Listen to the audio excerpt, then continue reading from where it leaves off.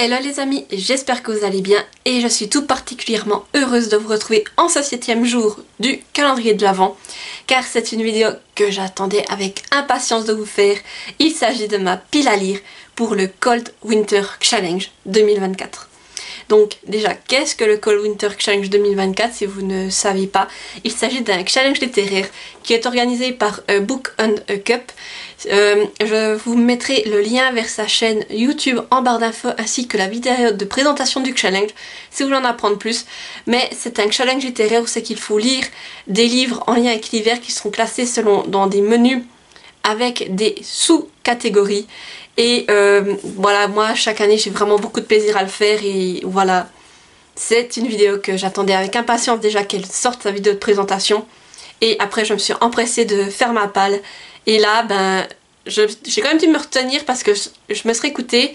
Cette vidéo, je l'aurais déjà fait il y a belle lurette et je vous l'aurais postée. Mais du coup, le challenge a lieu du 1er décembre au 1er février 2025. Et du coup, à l'heure actuelle, il a déjà commencé. Donc, c'est parti, je vais vous présenter ma palle. Et juste que vous sachiez, au cas où Book on a Cup a notamment aussi fait un concept, je crois, de calendrier de l'Avent. Cette année, moi, je ne participe pas à cette option-là. Moi, je suis vraiment juste là pour caser mes livres dans les catégories et juste pour le plaisir de lire. Alors, voilà, moi, je vais juste vous présenter ma palle, mais sachez que si vous regardez sa vidéo, elle présente d'autres options. Je crois qu'il y a également des lectures communes qui seront organisées. Il n'y a aucun des livres qu'elle propose en lecture commune que j'ai, donc voilà. Mais pareil, je vais vous présenter toutes ces catégories et ce que je vais mettre dedans pour essayer de lire. Alors après, la palle, comme vous le savez, est très variable, c'est-à-dire que tout d'un coup je vous en présenter un et tout d'un coup j'aurai une autre envie et je vais faire rentrer cette lecture dans la catégorie en question, mais j'ai vraiment hâte et oui, vraiment.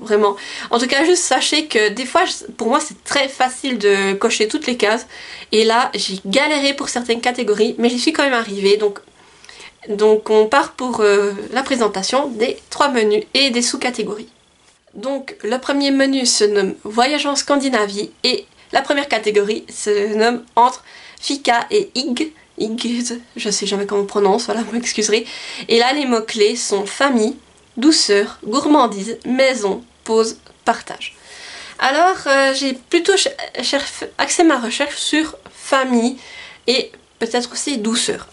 Et j'ai décidé de mettre le tome 5 et 6 d'Heartland, donc L'impossible retour et Un jour tu comprendras de Lauren Brooke aux éditions Pocket Jeunesse. Voilà, je vous montre la couverture.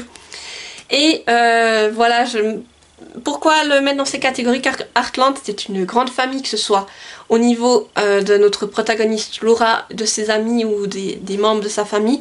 Et c'est également beaucoup de douceur, car la manière dont Laura traite les chevaux, il y a vraiment du respect, de la douceur, tout ça. Donc je trouve que ce livre allait parfaitement dans cette catégorie. D'autant plus que je crois que dans ce livre, il y a une des histoires qui se passe en période de Noël. Donc c'est l'idéal pour lire à cette période. Donc là, je vais me lancer dans une lecture qui fait environ 250 pages pour ce double tome. Et c'est écrit vraiment très grand et bien aéré. Donc voilà, juste pour vous montrer. Mais j'ai vraiment hâte de retrouver Laura et les chevaux qu'elle va soigner donc dans ces 2 aventures. La seconde catégorie, c'est Yule. Et là, les mots-clés sont solstice, célébration, temps anciens, être magique ou pratiquant la magie et feu.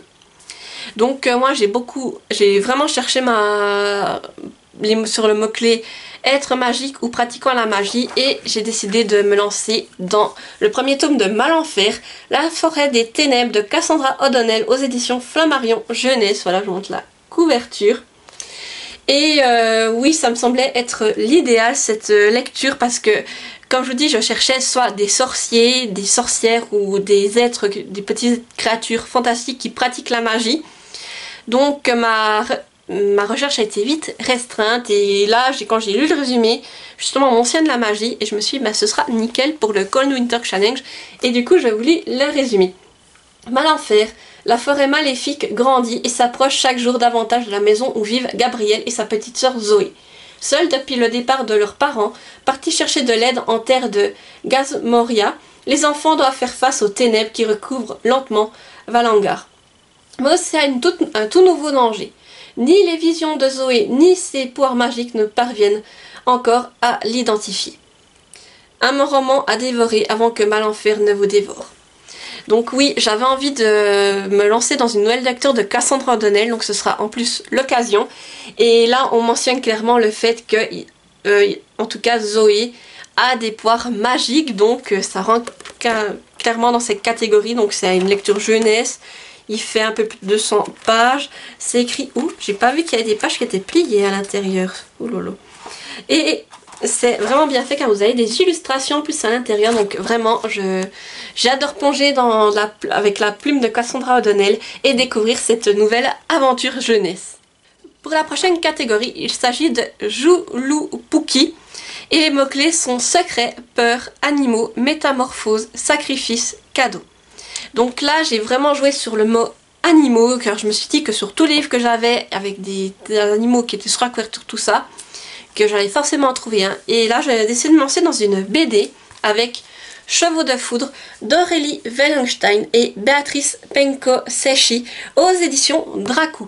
Voilà, donc je vous montre la couverture, elle est magnifique. Et comme vous voyez, il y a le cheval sur la couverture, donc animaux, nous y sommes. Et pour juste vous lire le résumé, la révolte d'une jeune esclave et d'un cheval indomptable. Capturée à Rome, Thalie est précipitée dans le monde des courses du déluge. Des esclaves y chevauchent les fulgures, chevaux de foudre imprévisibles qui peuvent d'un éclair tuer leurs cavaliers. Mais Thalie établit un lien avec Ira, un étalon exceptionnel, lui aussi épris de liberté, et ensemble ils vont tenter de briser leurs chaînes. Un beau et fougueux récit au cœur de la relation entre humains et animaux. Voilà, donc là en plus c'était une BD qui me faisait très envie, donc c'est l'occasion de la découvrir et vraiment je trouve qu'elle entre bien dans cette catégorie. Juste pour vous montrer un peu les illustrations, je trouve que c'était vraiment magnifique. Regardez. Voilà. En tout cas, j'ai vraiment hâte de le découvrir et voilà, j'espère pouvoir le lire pendant ce challenge. Pour la prochaine catégorie, il s'agit d'Allons au sauna. Et là, les mots-clés sont humour, histoire courte, tradition, amitié et équilibre. Alors j'ai voulu jouer sur histoire courte et j'ai trouvé en plus le mot-clé tradition avec. Donc là c'est une lecture numérique, j'ai décidé de lire La Guerre des Clans, Short Adventure, L'écho d'étoiles du tonnerre, donc je vous le mets ici, c'est Dera Hunter aux éditions Pocket Jeunesse. Et en vous lisant le résumé, vous allez tout de suite comprendre pourquoi tradition allait nique bien là-dedans car il est vraiment mentionné dans le résumé. Dans les premiers jours du clan du tonnerre, son premier chef, Étoile du tonnerre, fait face à une nouvelle menace et forge une nouvelle tradition pour tous les clans de guerriers. Et comme je vous dis, en plus on est sur une histoire assez courte car c'est une nouvelle de 80 pages qui est écrite assez grand et assez aéré, donc c'est du jeunesse, ça va se lire très vite. Mais ça nous plonge aussi à l'époque de la création des clans, donc j'ai hâte de voir quelle fameuse tradition Étoile du tonnerre a lancée dans la guerre des clans. Voilà, et puis ça me permettra de retourner en plus dans cette saga que j'aime particulièrement. La prochaine catégorie, c'est Jusqu'au cercle polaire, où c'est que là les mots-clés sont finir une série, nuit, isolement, aventure, exploration, pays scandinave.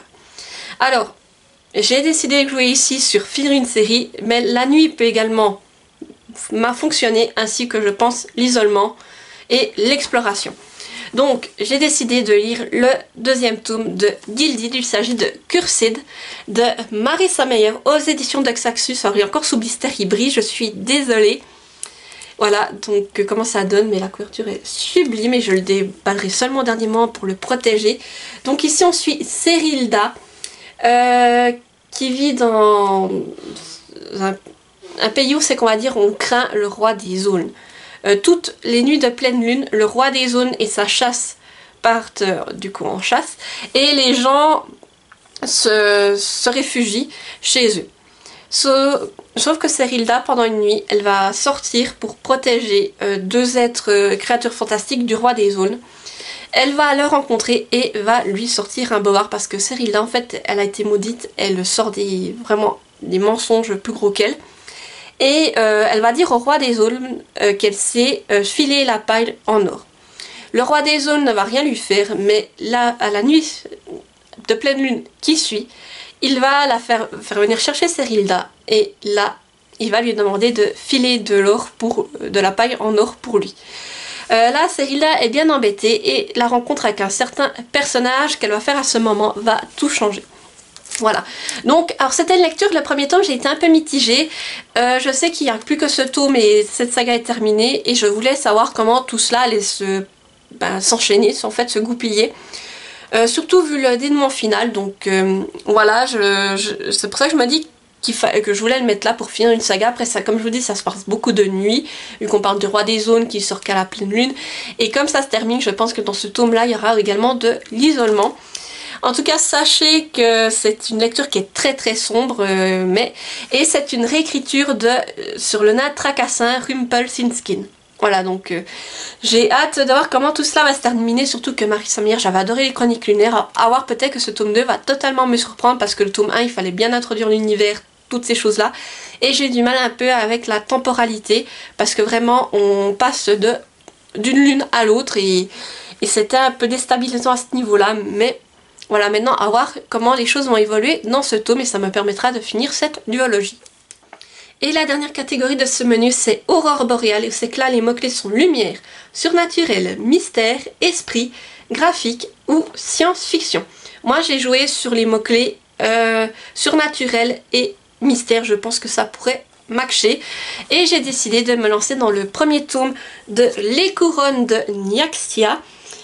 C'est donc Le serpent et le descendant de la nuit de Carissa Broadbent aux éditions Bookmark. Voilà, je vous montre la couverture, elle est magnifique. Donc je vous lis le résumé. Toujours protéger son cœur. Vampire comme humain, notre survie dépend de ces trois règles. Toujours se méfier, toujours s'accrocher et toujours protéger son cœur. Oraya, fille adoptive et humaine du roi vampire des descendants de la nuit, a dû se créer une place dans un monde fait pour la détruire. Participer au Kengari, le légendaire tournoi organisé par la déesse de la mort elle-même, représente sa seule chance de devenir autre chose qu'une proie. Face aux plus féroces guerriers venus des trois maisons vampiriques, la victoire est loin d'être facile. Pour survivre, Oraya va devoir s'allier à un mystérieux rival, Rain. Rain est un dangereux et le danger incarné. En plus d'être un vampire impitoyable, un tueur hors pair et un ennemi de la couronne, il est surtout le plus grand de ses adversaires. Mais ce qui effraie le plus Oraya, c'est peut-être l'étrange attirance qu'elle ressent pour lui. Dans un monde où la compassion n'a pas sa place et où la guerre menace de déchirer la maison de la nuit, Oraya va voir toutes ses certitudes voler en éclats. Voilà, donc comment vous dire, il me fait très envie. On parle de vampire, un peu comme une espèce de Hunger Game.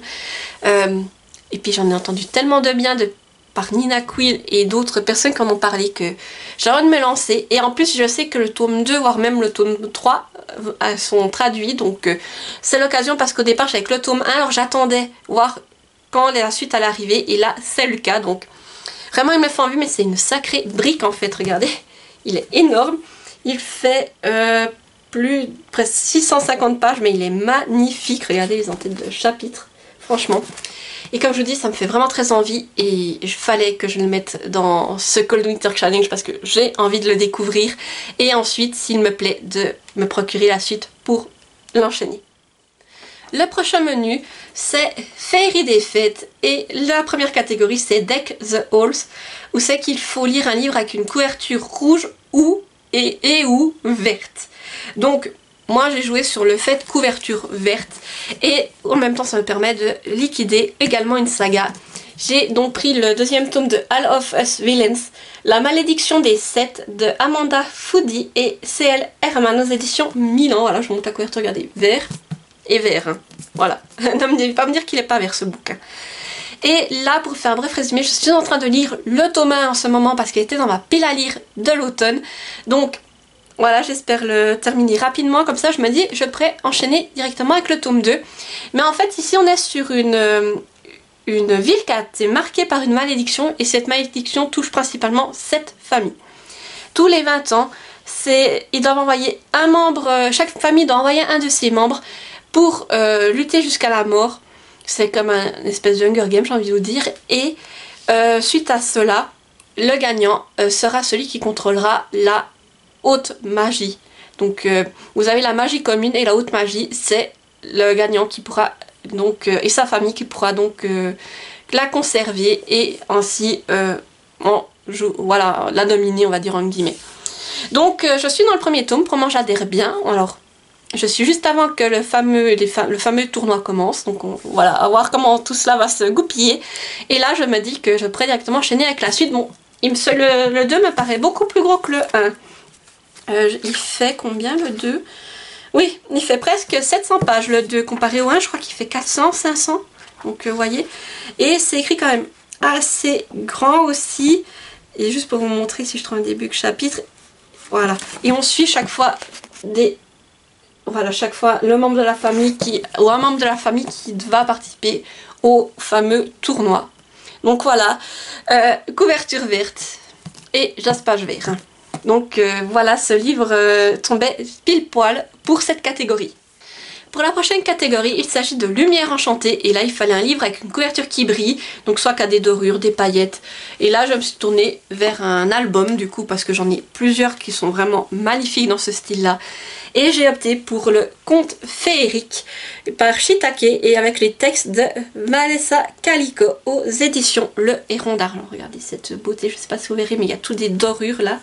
Là ça brille, là vous avez du doré aussi, donc vraiment un magnifique ouvrage. Et je vous lis le résumé. Gloire aux fées. Dans cet ouvrage, les prouesses des souveraines de féerie y sont chantées par les ménestrels du temps jadis, tandis que les bonnes dames en mal d'amour se rencontrent au bord des fontaines. Non loin, les minuscules pixies dansent sur les corolles des fleurs. Enfin, certaines de ces protectrices de la nature se confondent avec leurs animaux de prédilection, ou encore se dissimulent dans le feu, l'air, l'eau ou la terre.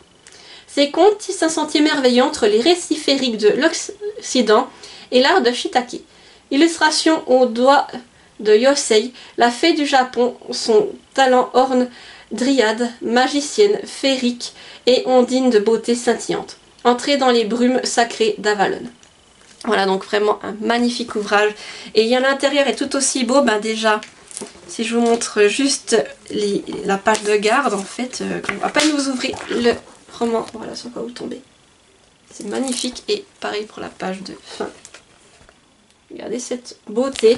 Et pour vous donner une idée de à quoi ça ressemble à l'intérieur, donc chaque fois je pense que vous aurez les différentes fées avec le texte. Vous avez des doubles pages ou bien sinon vous les avez comme ça, voyez, vous avez le texte, une illustration.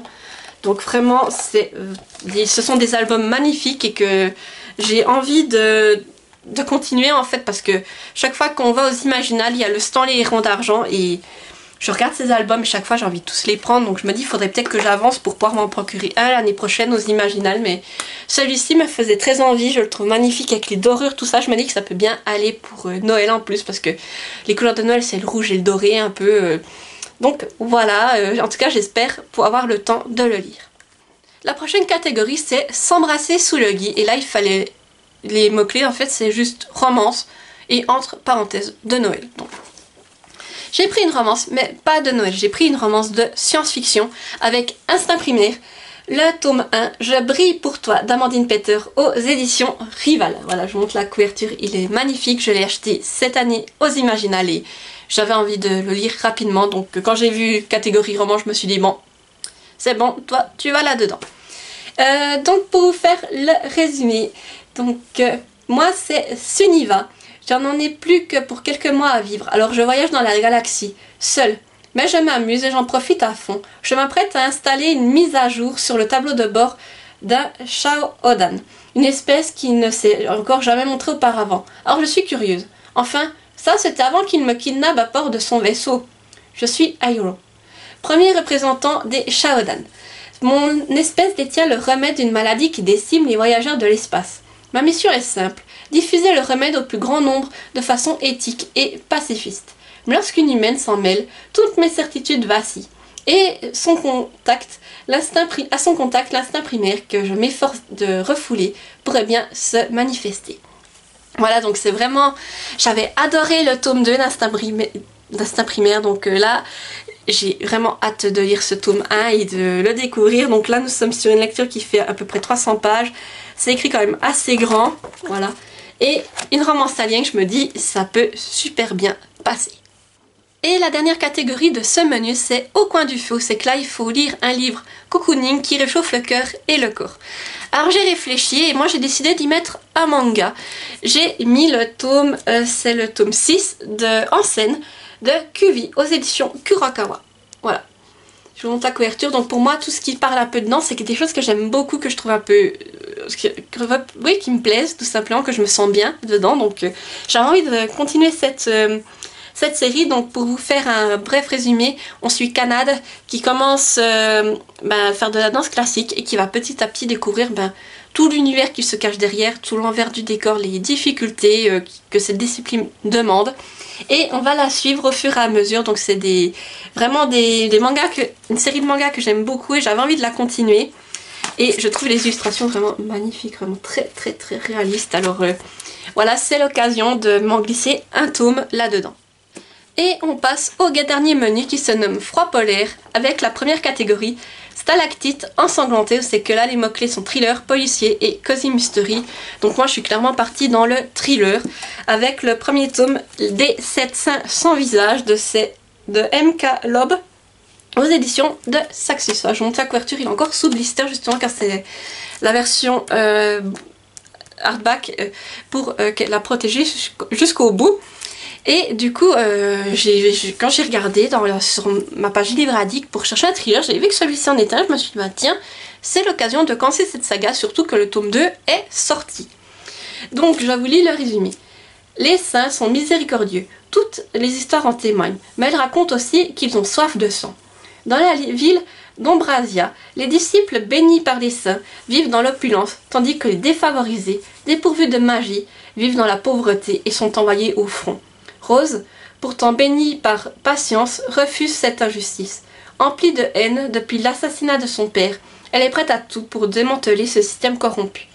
Tout juste nommé chef de la sécurité au Palazzo pour son père, Damian, est censé être impitoyable et servir les saints avec une dévotion indéfectible. Mais il est en réalité brisé par les années passées à se battre dans une guerre sans fin. Il doit faire ses preuves afin de prouver sa valeur. Lorsque des bénis et des défavorisés sont retrouvés assassinés, Damian et Rose sont forcés de faire équipe pour démasquer le meurtrier. Pourront-ils sauver la ville d'un mal qui menace de tout détruire sur son passage, alors que les saints eux-mêmes se mettent à trembler? Voilà, donc je me dis que c'est un thriller qui peut être intéressant, surtout qui me faisait très envie. Et comme la suite est sortie, justement, si je suis vraiment prise dans l'histoire, je pourrais me la procurer et les enchaîner. Mais en tout cas... je trouve j'avais vraiment été attirée par cette couverture. En plus le blanc et le rouge, je pense que ça peut être un thriller qui pourrait bien aller pour l'hiver. Ce côté un peu mythologique me plaît beaucoup, donc j'ai hâte de voir comment tout cela a été amené. La prochaine catégorie, c'est Let It Snow. Et là il faut lire un livre dont le titre contient un mot hivernal. Alors pareil, là j'ai cherché et j'en ai tout de suite trouvé un. Et pareil, c'est une saga que j'ai envie de commencer un peu pour la déconnade. Donc il s'agit de Ice Planet Barbarians, le tome 1 de Ruby Dixon aux éditions BMR. Donc Ice, voilà, vous avez le mot en lien avec l'hiver, glace.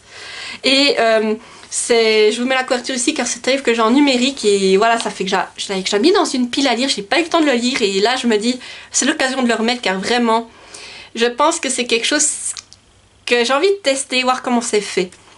Alors je vais vous lire le résumé. On pourrait penser qu'être enlevé par des extraterrestres serait la pire chose qui puisse arriver. Mais la situation s'empire lorsque ces extraterrestres rencontrent des problèmes avec leur navire et décident d'abandonner leur cargaison de femmes humaines, moi y compris, sur une planète faite de glace. Nous ne sommes pas équipés pour survivre dans ce désert hivernal. Pour nous sauver, je pars dans la neige dans l'espoir de trouver de l'aide. Et j'en trouve. Mais il s'agit d'un grand et imposant extraterrestre à cornes bleues qui se présente de façon plutôt surprenante. Sa poitrine vibre en ma présence et Vectal dit que c'est parce que je suis sa compagne, sa femelle choisie. Il m'aidera moi et mon peuple à survivre, mais je ne suis pas sûre qu'il accepte de me laisser partir. Voilà, donc on est aussi sur une romance alien et j'en ai entendu beaucoup parler, alors certains ont aimé, pas aimé, etc. Mais moi, j'ai envie de voir comment c'est fait et je pense que l'hiver est la période idéale pour me lancer dans cette saga. Alors après, je ne sais plus jusqu'à quel tome ils ont traduit, je crois qu'il doit y avoir les 5 premiers tomes de traduits au moins en français. Mais si j'adhère, pourquoi pas les poursuivre pour les autres Cold Winter Challenge.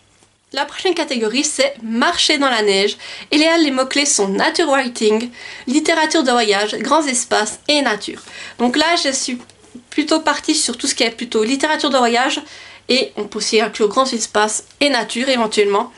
Et là, pareil, c'est un livre que j'ai déjà mis plusieurs fois dans une pile à lire cette année, que je n'ai pas eu le temps de lire et là que j'essaye de le remettre en me disant peut-être que cette fois ce sera la bonne.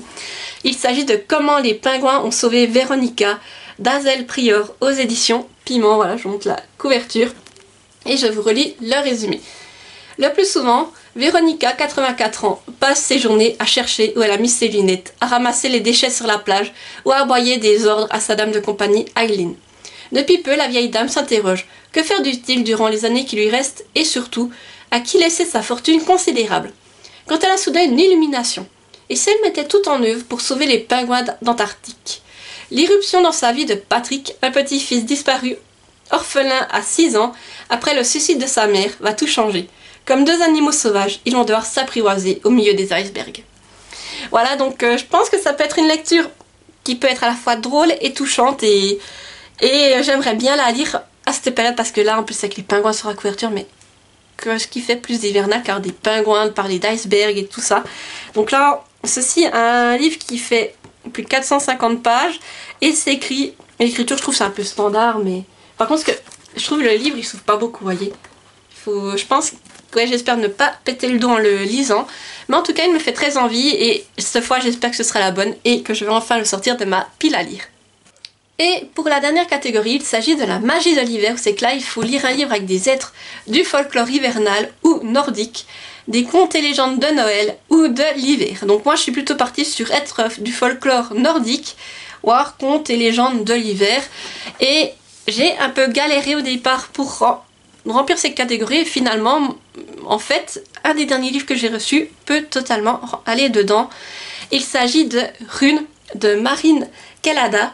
Et c'est en auto-édition, donc voilà, je vous montre la couverture et vous avez la chance de le voir en avant-première car je ne lis pas encore, il n'est pas encore passé en book haul, ça va arriver prochainement, vous allez le voir, mais voilà, vous le voyez en avant-première avant même que je fasse le book haul. Et je pense qu'il peut totalement aller dans cette catégorie, dans cette dernière catégorie pour le coup, et je vous lis le résumé. Reading, Angleterre, décembre 2024. Liana Martsen. Je le vois depuis des mois. Partout, tout le temps. Il me hante, il me passionne. Depuis qu'il m'apparaît, la vie n'a plus la même saveur. Tout est plus terne. Mes études d'histoire, mes relations, mon quotidien. Il m'appelle. Et moi, dans ma folie, je brûle d'envie de lui répondre, de m'approcher de lui, de le découvrir. En vain, il m'échappe, car il est d'un autre temps. Reading, Angleterre, décembre 870. Rune Sigurdsson. Je suis revenu des montagnes du nord de la Scandinavie, là où sévissent les plus sombres légendes de mon peuple. Plus personne ne m'attendait, vivant. Mais je suis là, en Angleterre, et je rejoins les rangs de la grande armée scandinave. Les miens m'appellent le survivant, le protégé d'Odin, le favori des dieux. Rien n'est plus faux. Je suis maudit, damné, je suis un cauchemar. Alors elle est mon seul espoir. Et le moment est venu d'aller la chercher, à plus de 1000 ans de moi. Voilà, donc je pense qu'effectivement on peut un peu être dans ces êtres du folklore scandinave, nordique en tout cas. Et je me suis dit qui pourrait passer pour cette catégorie. En tout cas, sachez qu'il me fait très envie. C'est le dernier livre de Marine Kellada qui vient de sortir. Et franchement, je n'ai qu'une hâte, c'est de le lire. En plus, je pense qu'il peut très bien passer en hiver. Vous avez vu cette couverture avec les corbeaux, la neige, la brume, tout. Et il est magnifique, mais c'est aussi une belle bricasse. Il fait presque 480 pages et il écrit quand même assez grand. Voilà, juste que je vous montre regardez l'intérieur là, les entêtes de chapitres avec les corbeaux et là, le petit vaisseau scandinave. Vraiment, il me fait très envie et je pense effectivement qu'il passera tout à fait dans cette catégorie. Et voilà, j'arrive au bout de cette pile à lire. J'espère qu'elle vous aura plu, qu'elle vous aura peut-être donné des idées. N'hésitez pas à me dire en commentaire si vous avez lu un de ces livres et ce que vous en avez pensé. Sinon, si vous êtes trop timide pour laisser un commentaire, comme d'habitude, mettez-moi un petit emoji. Là, vu que c'est la vidéo du Cold Winter Challenge, mettez-moi un petit flocon ou des livres ou que sais-je, un emoji en lien avec un des livres. Sinon, comme d'habitude, n'hésitez pas à mettre un petit pouce en l'air pour soutenir la vidéo, à vous abonner et surtout à activer la petite cloche pour ne pas rater les prochaines vidéos. Voilà, c'est terminé pour cette vidéo. J'espère qu'elle vous aura plu et Du coup, je vous dis à tout bientôt pour une nouvelle vidéo, ou plutôt à demain, et portez-vous bien. Bye bye!